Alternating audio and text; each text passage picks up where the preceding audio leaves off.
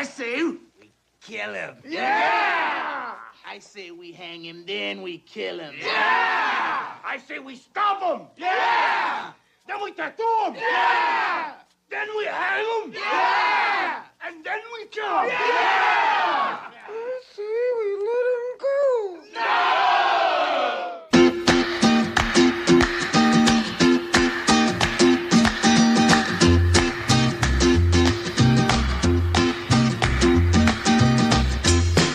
Well, thanks for tuning in. This is Matt Santos with the Mile High Show. This is episode 169. All of our episodes are available at milehighshow.com. And including this one, this is a Swapcast kind of combo cast with last week's guest, Matt Hinshaw, who is the host of Real Film Nerds. And you can find them out at realfilmnerds.com.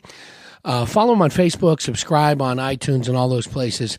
He sits down with a couple of different co-hosts, and they talk about movies and just everything film-based. So he asked me to sit in with him this week, and it quickly went off rails like most of my podcasts do, onto different tangents. So we decided to do it kind of a swap cast. So it's a combo Mile High Show and Real Film Nerds. And it was a good opportunity to revisit an old movie I haven't seen in a while, Pee-wee's Big Adventure from the 80s. And it was fitting, as you can hear right now, my voice is pretty shot. Oh, there you go. So excuse me. But it was fitting that we watched this movie and talked about it in the real-life Pee-wee's Playhouse because, as some of you listeners may know, I talk about him and with him quite a bit. Matt Hinshaw is the real man-child. He lives in a... if you were to ask a 12-year-old what the perfect home would be, it's Hinshaw's house. It's full of toys, dolls, and video games. So that's where we sat while we recorded this and watched a little bit of Pee-wee's Big Adventure. Today's episode is brought to you by Amazon. Please use that Amazon link at milehighshow.com. To do all your online shopping. It's a good way to support the show, and it doesn't cost you anything extra. Get your shopping done like you normally do online, and Amazon gives us a little thank you. Excuse me. It's also brought to you by cough medicine, which I've been guzzling by the gallonful over the last couple of weeks. Allergies are just really kicking my butt up here in Arizona, in the mountains of Arizona, so bear with me. Sorry for that. And also catch us on the Podcast Radio Network, podcastradionetwork.net, where we are broadcast each and every Sunday out of Brooklyn, New York, 5 p.m. Arizona time, 8 p.m. on the East Coast.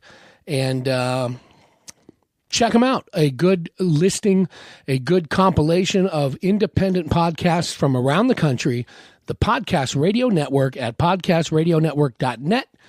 And that's where we are every Sunday afternoon, and across the board at iTunes, Google Play, Stitcher, and everywhere else you get your podcasts, TuneIn Radio, and, of course, at milehighshow.com, where all our archives are logged in also. So check us out and check out Real Film Nerds. And this is me and Matt Hinshaw talking Pee-wee's Big Adventure.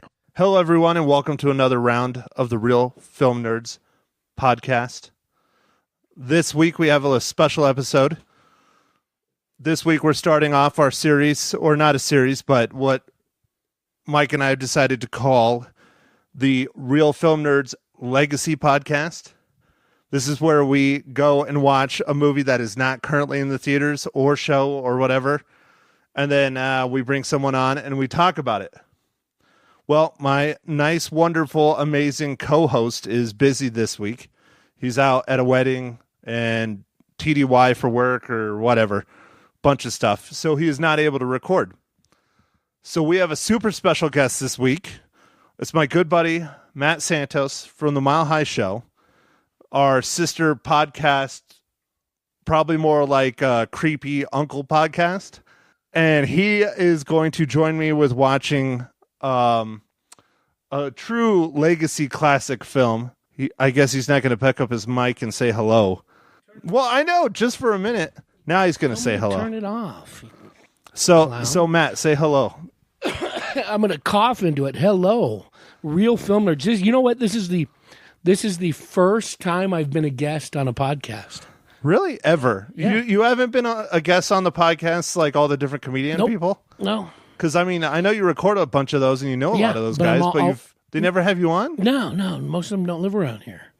Well, I would think, I'm always here. especially with the festivals and stuff, that they would have you on at least No. once. No. Well, that's kind of rude. Always the bridesmaid, never the bride.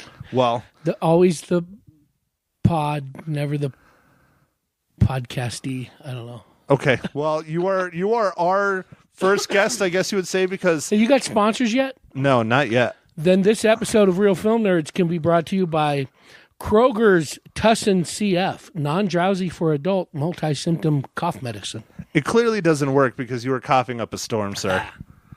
But so, Matt, typical Real Film Nerd style, especially when we first bring someone on, and you are technically our first guest ever because Mike was going to be a guest, and then he ended up becoming our full-on co-host. So you are technically our first Mystery guest. Mike, the barefooted. Well, I told him the other day, and we didn't record it when we were doing Ready Player One, about what you call him, and I was like, dude, come on, just go by what Santos likes to call you, and it's the mysterious shoeless Mike. And he laughed for about 5 minutes after I told him that, but he thought that was great. So, Matt, how much of a fan of films are you?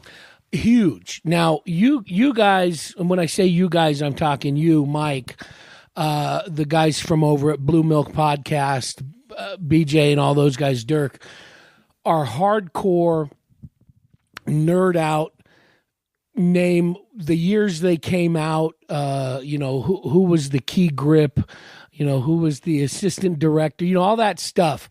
To me, that's I wouldn't go kind of that like, far, but yeah. Well, I mean, but you guys know a lot of the We know a lot, yeah. especially in the genres you like, sci-fi, fantasy, things like that. Yes, sir.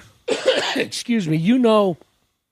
The backstories, the character histories, how they came to screen, the differences between, especially like you say, the sci-fi and the superhero and fantasy worlds, the differences between the written word, the graphic novels, and how they changed to get on screen, all that stuff. Yeah. The different incarnations when they get rebooted and things. So we're giant nerds. Well, no, to me, well, that too. To me, that's like I'm a baseball fan. I'm a sports fan. I love watching games. I love going to them. I love playing them as a kid. But I'm not the guy that could sit there and spout batting averages from the 70s or 80s. It's the numbers aren't what get me. I understand that because I'm not a super huge sports fan, but I don't mind. I like going to live sporting events, especially photographing. I'm not a super huge fan of photographing. I just have been told I'm pretty good at it. But Liars. I know. Liars out there. But I love baseball. I'm a really huge fan of baseball, especially my Diamondbacks. But I can't name the whole 40-man roster. Yeah. I know a lot of the big names. I don't know the stats, but I love the game, and I love my team, and I love watching them. So kind of like that, right? There was a guy I knew growing up, still know him, I just don't see him that much, George Reed, who was that guy who would always quote, we'd go to a game. We'd go to an A's game. I grew up going to Oakland A's games. And we'd go there and sit in the stands, and he would say, last year, this time, he was batting 287, throwing out all these numbers. And I was always blown away, going, man, how can he retain that stuff? And this went on for years. And my brother and I were talking about him one day. I said, yeah, it blows me away how George can quote all those stats. And he laughed. He goes, he's making all that up, right? It was pulling my leg for years. I didn't know. Anyway, for me, going to sporting events, I could sit and watch baseball in the stands, in the sunshine. Bleachers are the best. Sitting out on the lawn at spring training is for me heaven. Oh, yeah. Like on a blanket with some beers. Without shooting them. But, like you, I've been photographing sports for the bulk of my life. I could watch baseball on TV. I could watch it in person without even thinking about a camera.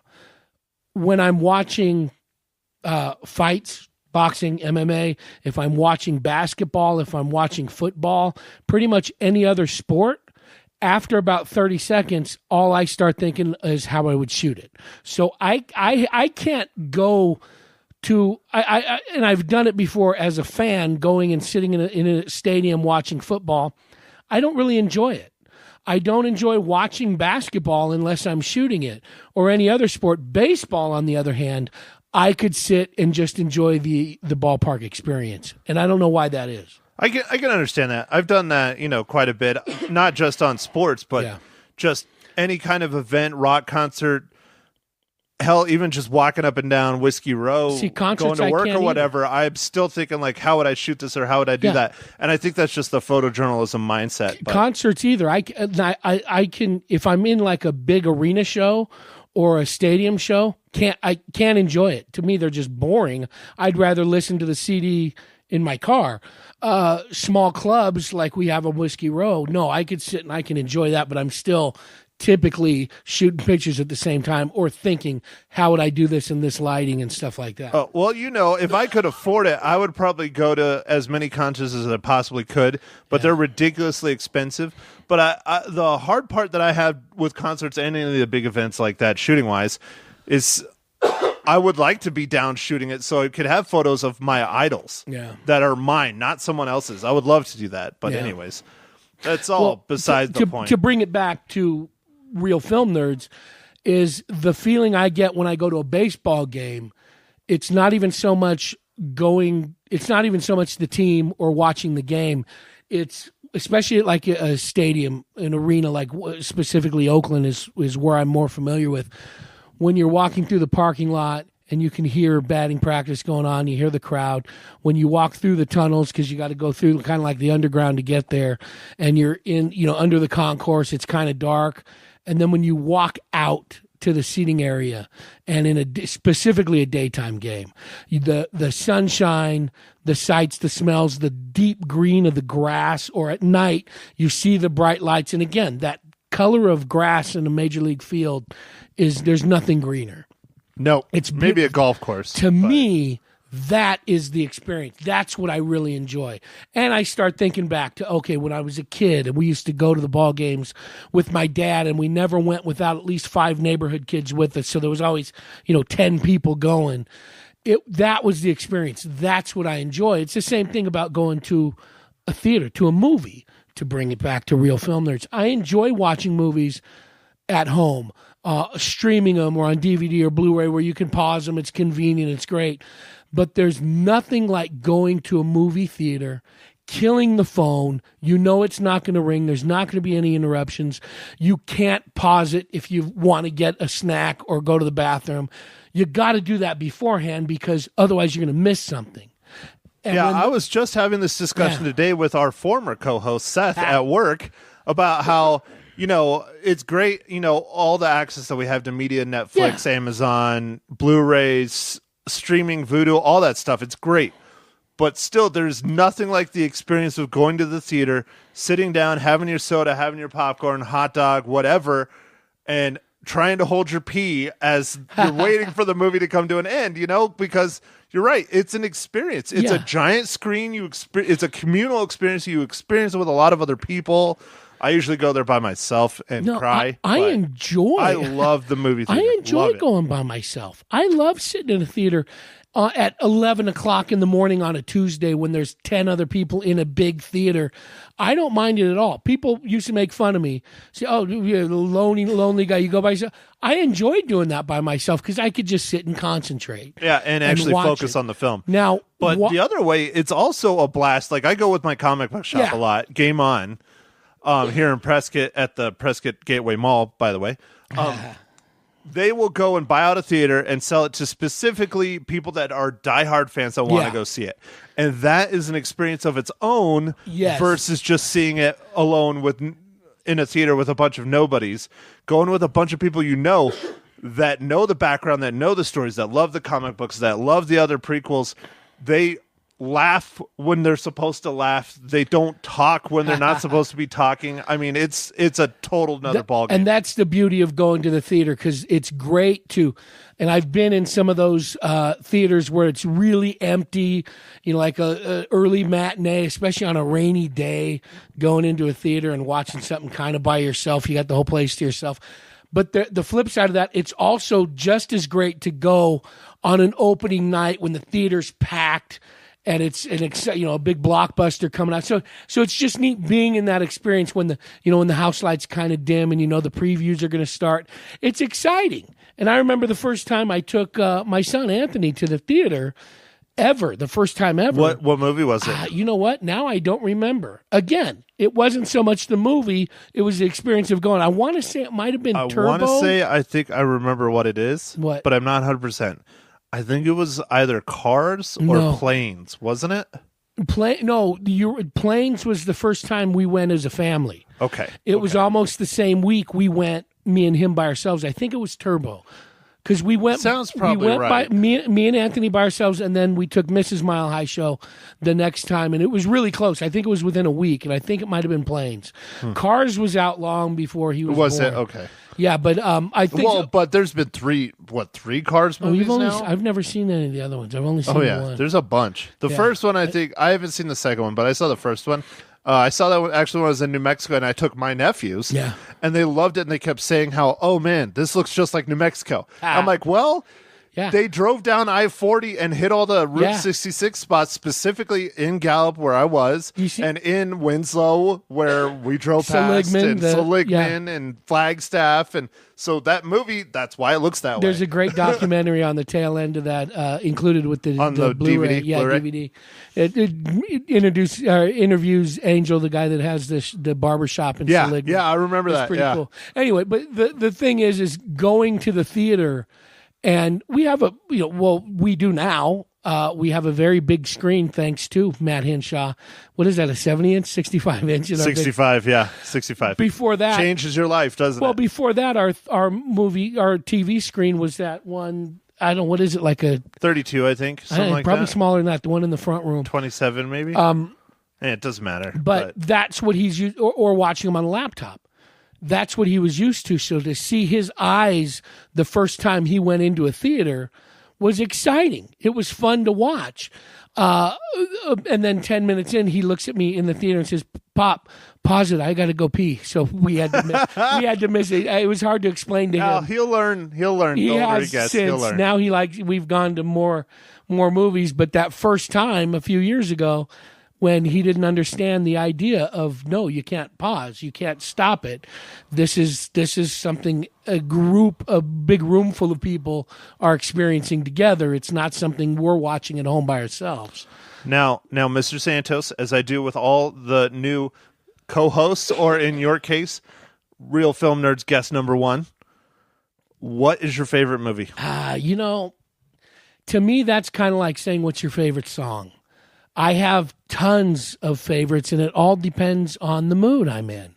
Well, there are some that I could watch over and over and over again, and I have.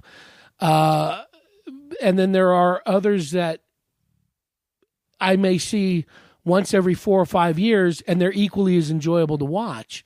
There's too many to choose from. I'll tell you. It sounds a lot like kind of how I am when it comes to the movies, is that I have specific ones I like of the different genres, but push came to shove, I had to say Empire Strikes Back, even though that's to be expected. But like one of my like I was talking with Mike, I think it was Seth on the first episode. Cabin in the Woods. I'm not a horror movie person at all, but I loved Cabin in the Woods. That's my probably to this day my favorite horror movie. I love comedies to death. I love dramas. Schindler's List, incredible film. There are some movies that have really that bring up emotional. They're like emotional impact movies for me. One of them, and I talked about it on my podcast. The archives are available at milehighshow.com, where there's also an Amazon link you can use to support the show. A few months ago, they did Fiddler on the Roof at PCA, Prescott Center for the Arts. Frank Molly was the director, and I sat down and talked with him.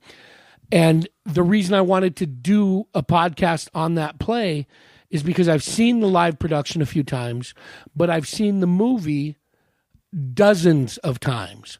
And when I tell people that, a lot of times they'll look at me and kind of laugh, like, "You like Fiddler on the Roof?" Because I'm not a musical guy, but one of the very first non-kid movies I ever saw growing up, whenever it came out, what was it? I think 72. I was, 5, 6 years old. And up until that point, we used to go to the movies a lot, even as a really little kid, because both my mom and dad grew up in the late 30s, early 40s, where their entertainment was every Saturday. They would go with a dime and go to the movie, get snacks, candy bar, whatever. Cool off in the air conditioning. And for a dime, they had a full afternoon of entertainment.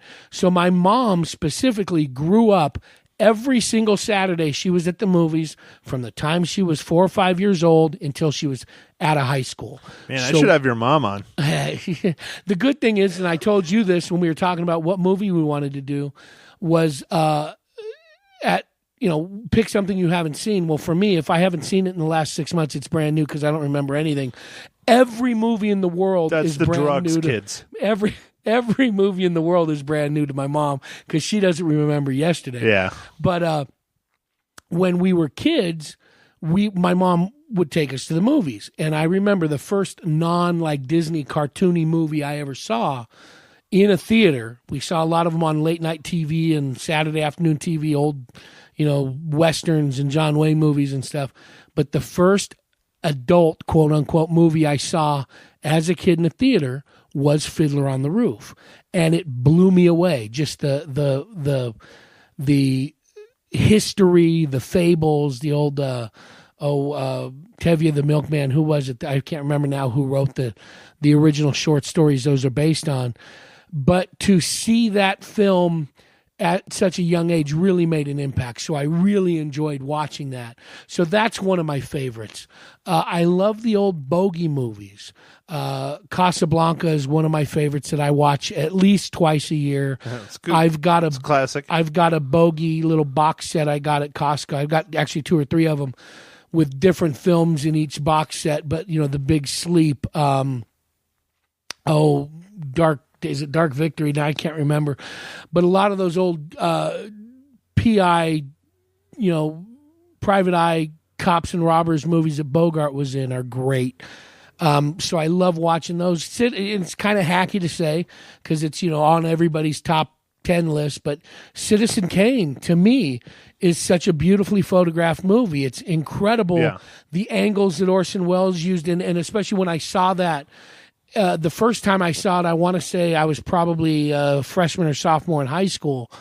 And I saw it deep into your photography. No, that's when I was first getting involved. Yeah. So to see the composition and the angles and things that he used to photograph that movie, I was blown away. So that made a big impact. And then, of course, and I want to say it was 80. Fact check me on it because I don't remember.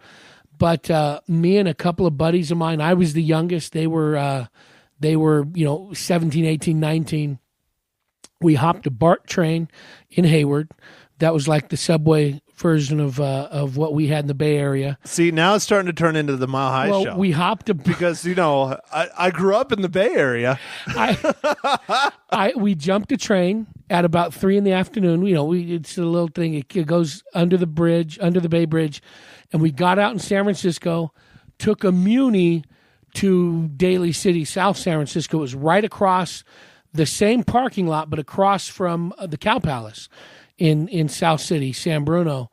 And we then hopped the fence at the drive-in that butted up against the Cow Palace and watched the Blues Brothers when it first came out. Blues Brothers, and then incredible. We took a train back that night. So we got home at like 2 a.m. But to see the Blues Brothers, and I was... what was I, 14, 15 when that came out? But it was when it was first released. So to me, The Blues Brothers is also one of those iconic movies that really stands out. So it kind of depends. Favorite movies, it kind of depends on what kind of mood I'm in. The weather plays a lot in it. When it's a cold, gray day, and I work out of the house, so my schedule's real fluid. Some of those days when it's nasty out and it's cold, wintry, stormy day, there's nothing like a good old black and white movie. That's when I turn to a lot of my bogeys and stuff like that. So I don't know. That's my long answer to getting nowhere. And thank you for joining us on the Real Film Nerds podcast, because I'm sure that's at least a half hour by now. 21 minutes. 21 minutes, nice. But let's go on what we're doing. What I miss is drive-ins. I really do miss drive-ins. Isn't there still one down the valley? I don't know. I know there they is. had one at one point. My younger sister went over to it a handful of times. You know, she lives down there, and I haven't heard about it since. I think there's still one like in Buckeye area, that far west side. Now, I remember doing that when I was a kid, going to the coming back from California, driving in Tucson. When we were coming back from California a couple weeks ago, and I saved it, and I don't remember what town it is. It's just east of L.A., like as you're getting out of the L.A. basin. And we pulled over, got some lunch and gas and stuff. And right across from the Costco gas station is a big, huge drive-in. Serious? Yeah, and it's still active. Dude. They had the sign. That would be fun, just to go and watch a movie. What was the last drive-in you went to? I can't even remember it because they just started just going. It was like the flip of a switch, you know. And granted, growing up in a town smaller than Prescott, you know, we had a 3-screen movie theater, and then we had the drive-in in Tucson, and that was it. Yeah. And so for a treat, we would go when we were visiting my grandpa or whatever. We would go to the drive-in when we were visiting him, or after, or he would go with us or whatever. And that was late 80s, early 90s. I mean, I was young. I was 10, 11, 12, 13 tops. Mid-70s through when I graduated high school, we had the Hayward 5, which it was the Hayward Cinema. It was a 2-screen when I was a kid. Then they went to 3, then they went to 5, and that was big. The Festival 6, which turned into the Festival 20 or something. And then the Southland Cinema at the mall, I'm naming these, they're all bike distance from my house. Hayward Cinema. Oh, that's nice. The Festival, the Southland Mall, which was a 2-screen, and it was a General Cinemas, and it stayed a 2-screen for a while. I don't even know if the theater's still there anymore. And then we had 3 drive-ins bike distance from our house. The UC drive-in, the Hayward drive-in, and then the other one, which would have been a long bike ride, but we did ride our bikes there before. So we used to go to them all. Like I said, Mom used to take us to the theater a lot, to the movies, and the drive-ins were always, you know, that was where we'd go in our pajamas and fall asleep in the back of the station wagon. Yeah, that's what that was the station weapon is what it got named when I inherited it in high school. That's what I saw ours in. And we used to go to the drive-ins all the time in high school. You know, the statute of limitations is over, but we used to go, Nick Carpenter had a big Bronco, and we would all pile in there. And it was one with the removable top, and he would throw a big sheet of plywood in it. And we would go in, about 5 of us in his Bronco, pay to go in, and then take that plywood and throw it over the spikes so that our buddies can drive in over the spikes. And obviously, you know, lots of coolers and lots of beer and stuff, but we would do that in high school. I was expecting you to say plywood so it would hold the keg so it wouldn't move around and get foamy. No, that's what I was expecting. But. And then, you know, Jack Daniels doesn't get foamy. So that's true. But no, that was, you would let, you know, because they got those spikes poking up out of the ground, so you can't ride. Well, you throw the plywood over there, and then your buddies can all drive over the plywood and get in without paying. That was in the early 80s. And then I'm trying to think. I think the last one I went to was like in 89 at the Union City Drive-In. Well, you can tell me. You probably know when it came out. You might. Encino Man? Oh, Lord. When Encino Man came out, I don't even remember. Took my nephew. It was late 80s, early 90s. It might have been 90, 91, 92, somewhere in there. It was when Pauly Shore was first coming on the scene and becoming big. I know I took him in my 4Runner. This is why we got the internets. I got my 4Runner in 88, and we went in my 4Runner. So I want to say it was I don't know. The mythic 4Runner that I still have never seen, and I've only been living here for coming up on 12 years. When did it come out? Encino Man. Oh, great. It pulled up Encino, California. I even put in Encino Man. 1992. Was it that late, huh? So that was the last. So I told you, 89. It was like 89, 90, 91, 92, somewhere in there. That was the last drive-in movie I went to. Had I known they were all going to close soon after that, I would have went more. Well, anyway, the movie we're talking about now. So, all right. So, Pee-wee's Big Adventure. Santos has the synopsis pulled up on his phone. Pull it up on yours, because I have. We've got it paused at the start of this movie, because we got it running on Netflix right now. But let's. We don't have time to watch it now. We don't have time to watch it now? We've already been talking for 3 hours. No, we haven't. It's 27 minutes. Oh, is that all? This is date night. See, you know what I started to do tonight while I was at the Palace? The guy I was supposed to interview didn't show up, and then he hasn't returned any of my calls.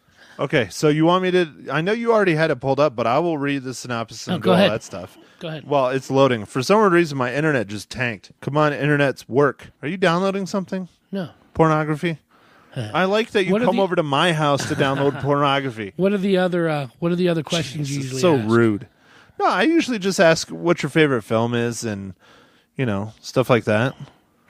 Well, you know what I do remember about this movie, because I knew virtually nothing about Pee Wee Herman other than seeing Paul Rubens on Saturday night. Finally fired up. And on talk shows and stuff. I didn't know anything about the Pee Wee Herman show, which I guess you grew up watching. Oh, yeah. Yeah. Because I was already, Well, because you got to understand, I watched the show. I don't know. I think the show came out before the movie because it originally started as Paul Rubin. If you can't tell, I was a huge fan of Pee Wee Herman when I was a kid.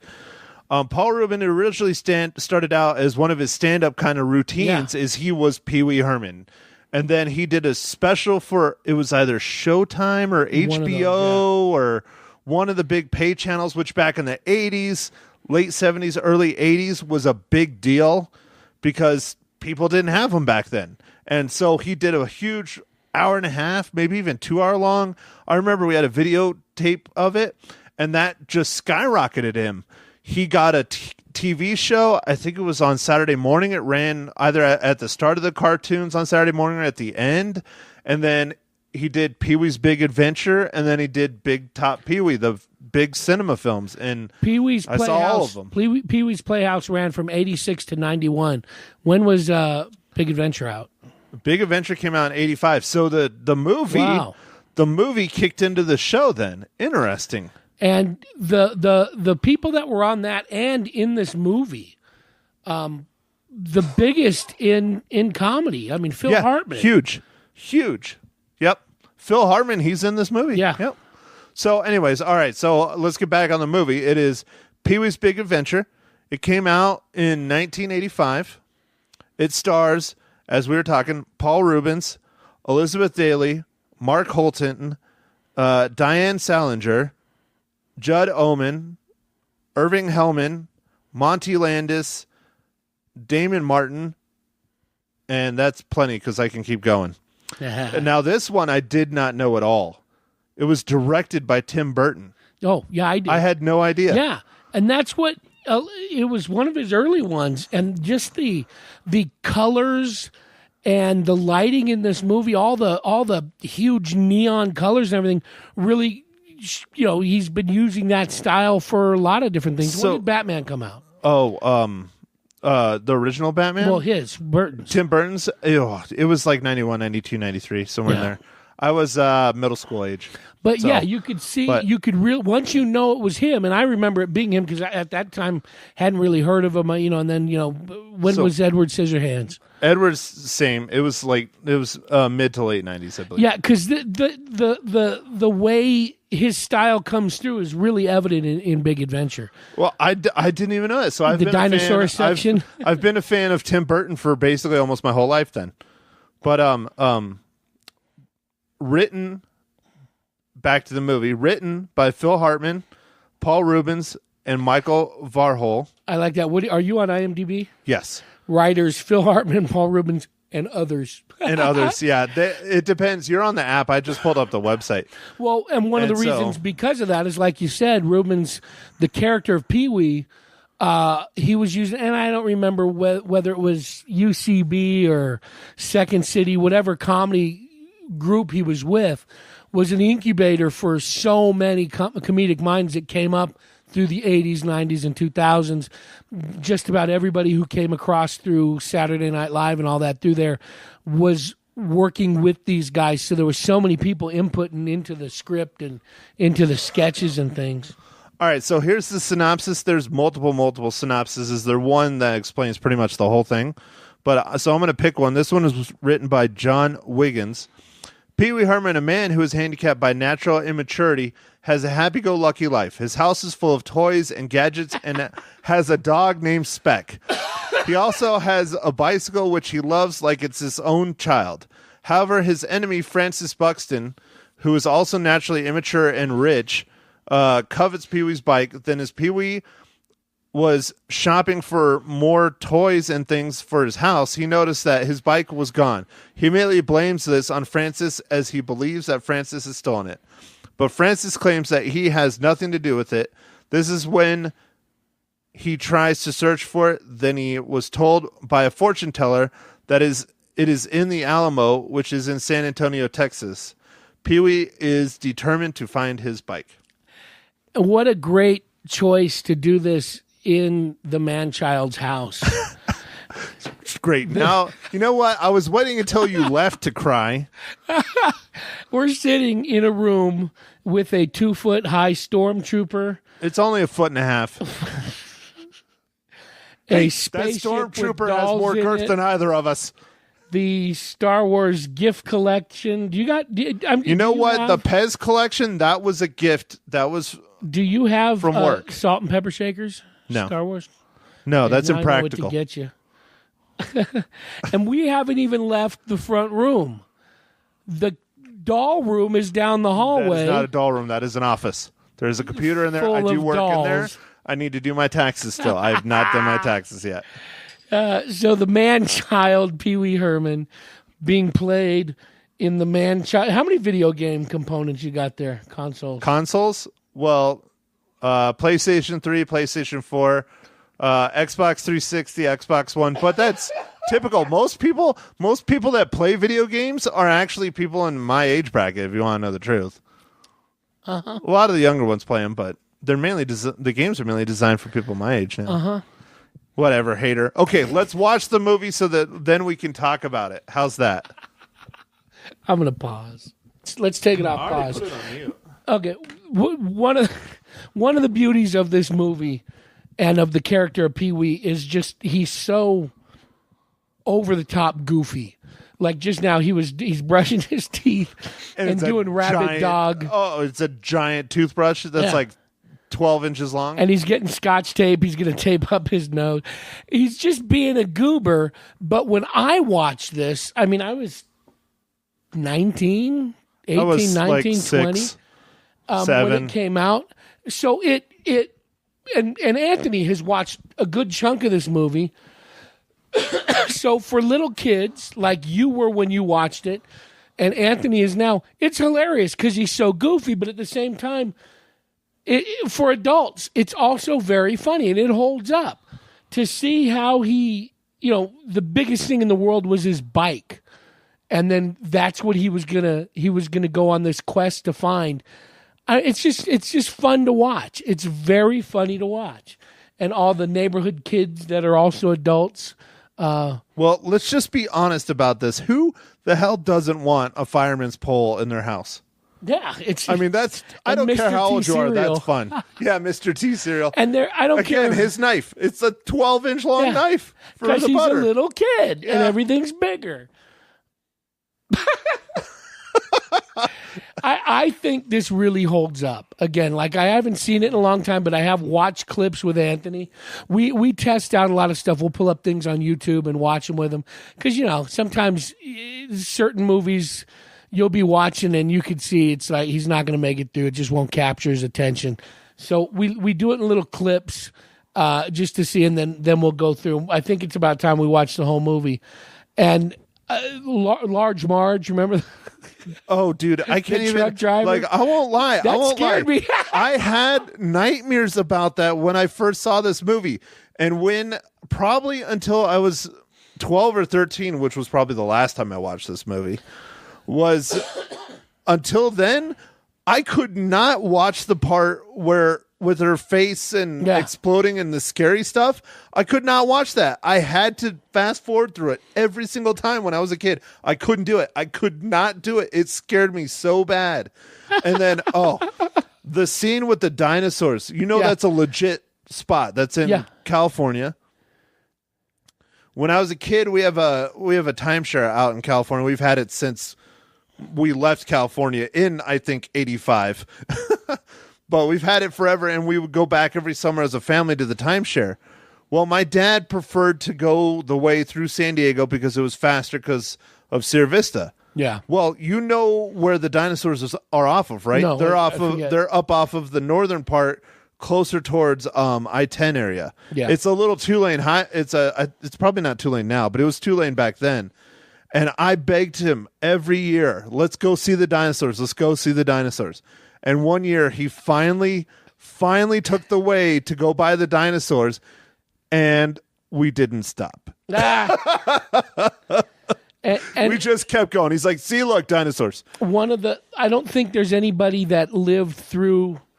Oh, look at that bike. Yeah, that thing is cherry. And I love how he has a secret room in the Yeah. hedges. Oh, that's so great. What is it? What kind of bike is that? It's probably a Schwinn, but it's highly modified for sure. I don't think there's anybody that's seen this movie that could ever hear the Champ's Tequila without envisioning him in the biker bar. Oh, yeah. Fast forward to there. That's such a classic scene of, and then when he knocks over all the motorcycles. Oh, gosh. There's the BMX part. I'm really fast forwarding. I think this really, really holds up as a film. And the secret meetings where they were strategizing. Yeah, that was was that with the cops, I think? He was at the police station? Yeah. Oh, classic. Oh, is this the Large Marge part? No. This is when the dude has some drive and he's never driven before. And it goes off the side. Oh. And of course, the convertible top pops open as a parachute. That's Dude, right. He was a convict. I forgot. Oh. I like how they use miniatures and stuff in here and don't even try and hide the fact that it's miniatures. And see, they're still falling. Like, how far is this cliff? And by the way, this does not work to use your convertible top as a parachute, nor does jumping off the roof with an umbrella. I've been there. As but- I found out at 6 years old when my brothers told me it would work, and no, it does not. Oh, man. But I love that there she there's is. Large Marge. Let's watch Large March. Put the sound up. Oh, let me rewind it back to the start of it. Oh, this part is And funny. the cartoon eyes. I forgot about that. Oh, yeah. And then he puts on, glasses or night vision or something, and it lights up, and there's forget. all these animals around him. I don't remember when I've seen this. Oh, so good. Yeah. Lions and tigers and bears. Oh, my. Oh.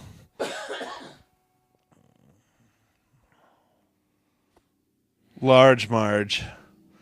God, I seriously, the instant, I would sit and watch this part where they would get together and he would climb in the truck and they would start talking and everything. But the instant it got to a certain point, I would have to look away or walk out of the room or fast forward. I couldn't do it. I could Boba, not make sure do he it. keeps his eyes open. Oh, yeah. Well, I'm an old fart now. I don't think you're going to be able to do it. They finally pulled the driver's body from the twisted, burning wreck. It looked like this.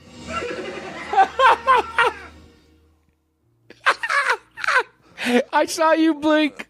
Oh, no, I watched it. But the whole thing with Large Marge that I don't get is nothing prompted her to tell this story. He didn't, nothing. She just starts telling it. Well, that's what happens when you hitchhike with truckers.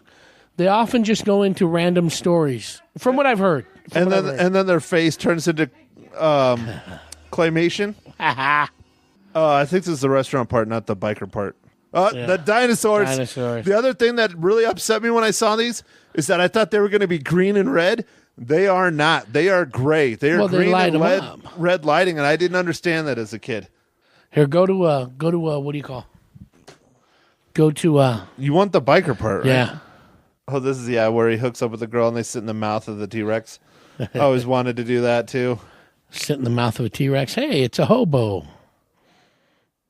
See, I think the biker part's towards the end. I don't remember, but we got to watch it. I'm going to use that as a theme music to nice. The rodeo. Oh, I forgot all. Oh, here you go. Oh, yep. I forgot all about the rodeo part. Oh, no way. Is Donald Sutherland one of the guys?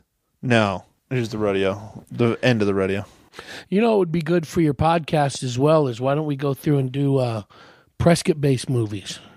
Ooh, that would be a fun one. Junior Bonner, Billy Jack, Bless the Beast and the Children. Well, you know there's a new one that's Prescott-based that's coming out. What's that? They're doing a movie on Frank Shankowitz. Oh, yeah. Danny's in that. Oh, is he? Yeah. Nice. That would be cool. Shh. To an entire bar of bikers. Oh. That was what it was a catchphrase for a while. Nobody hit me to that, dude. Oh, you're missing it. Oh, he just knocked him over. This shit cracks me up. They're all Hondas. And you can tell you're back on them. You can tell they're using like old junk bikes because they don't even have gas caps or anything. No. A biker gang full of 1972 Hondas. Yeah. Dude, they're that hardcore. Satan's helpers. There's one missing a gas cap. That's funny. Of course, the boss is some super hot. Oh man, I'm all right with that. Doesn't he get the shoes from like the dishwasher or something? Oh no, yeah. You nailed it. Look at those shoes. Look at those shoes. This was what, 85? Yeah, 85. 85, 86, 87, 88, 89. Every wedding had to play this, and everybody had to do this Pee Wee dance. For like 5-6 years, it was wrecked it. One of the best word songs ever. Yeah. That was great. I love this when he gets on the bike. Doesn't he like ride into a sign or something? I'm surprised he knows how to start a motorcycle, personally.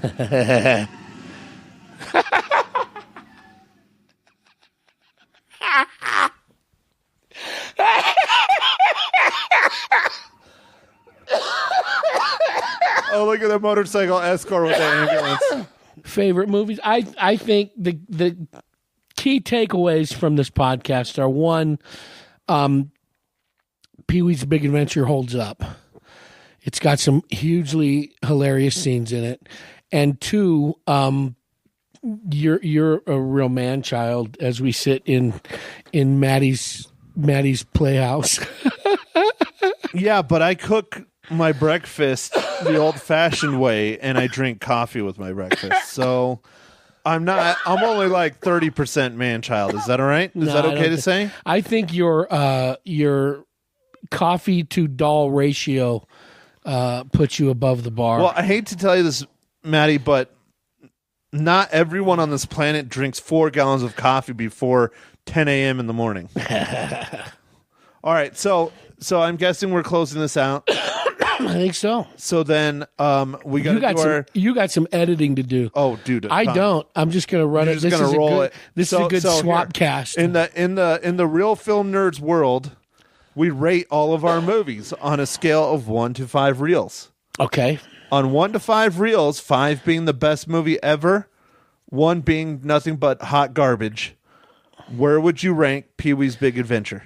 I think for nostalgia-wise and big laugh-wise, I'd give it a really good solid 3. Nice. I think it's a good solid 3. I think it holds up. I think it. When you go through, especially now in hindsight, going through and seeing some of the people who were in it and how he developed the character and stuff, I think it's a solid 3.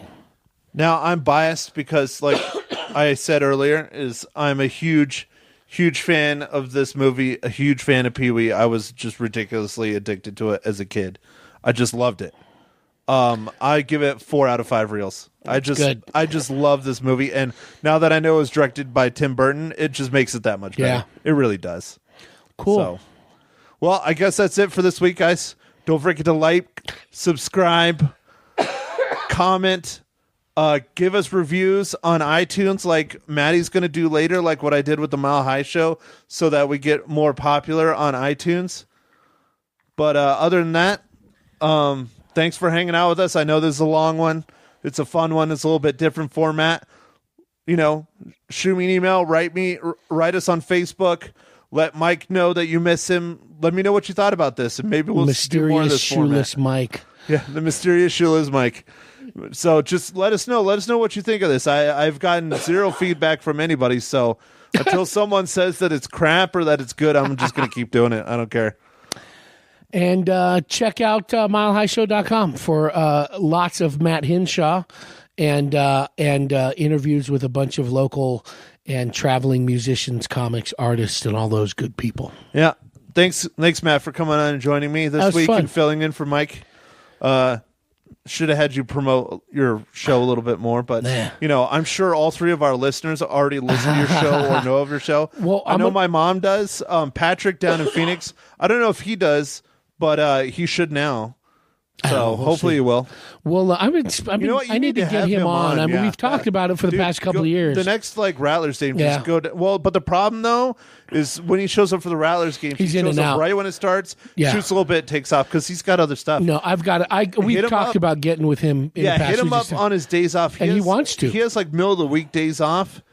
Spring break when Anthony's on school, go down for the Yeah. day, grab Patrick. That'd be fun. Yeah. He's got a pretty pimp house too. So check out movies. That's most of, like I said, most of what you guys have been doing so far have been new ones. But it's always nice to go down a rabbit hole through YouTube or Netflix or something and just find something that you haven't seen before. And there's a lot of gems out there. There's It's a lot of fun. lot of great stuff out there in this world. Stuff from, you know, going all the way back to the 20s. You know, Yeah. there's just wonderful, wonderful stuff out there. Just because it wasn't shot last week. I mean, not shot last week. Just because it didn't come out on the theater Yeah. the weekend before doesn't mean it's not a good movie. So, anyways, thanks for joining Matt and Matt on this week's Real Film Nerds. And thanks to Kroger's Tussin CF, that doesn't really work well. I think I'm developing a tolerance to it because that's the second bottle today. So it's getting on par with your coffee. All right, everyone, go out and catch a movie.